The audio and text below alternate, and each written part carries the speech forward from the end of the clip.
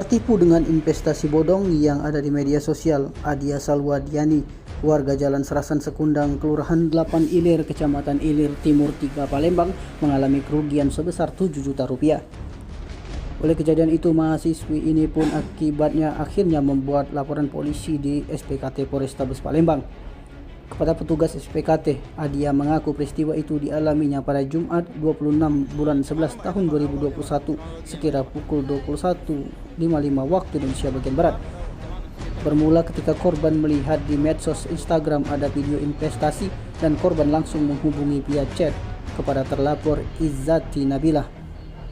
Korban saat ini menanyakan jangka waktu investasi kepada terlapor dan menanyakan nomor rekening milik terlapor. Lalu terlapor mengatakan apabila korban menginvestasikan uang 7 juta rupiah akan mendapatkan keuntungan sebanyak 20%. Selanjutnya korban mentransfer uang ke nomor rekening terlapor, namun 2 minggu kemudian korban mendapatkan kabar dari temannya bahwa terlapor tidak dapat lagi membayar keuntungan investasi. Bahkan hingga membuat laporan terlapor ini tidak ada kabar untuk mengembalikan uang korban.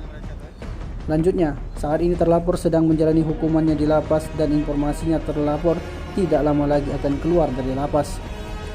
Sementara itu, laporan korban sudah diterima SPKT Polrestabes Palembang dengan tindak pidana penipuan dan perbuatan curang Undang-Undang Nomor 1 Tahun 1946 KUHP, di mana dimaksud dalam pasal 378 KUHP. Selanjutnya laporan akan diteruskan Satreskrim guna proses penyidikan lebih lanjut.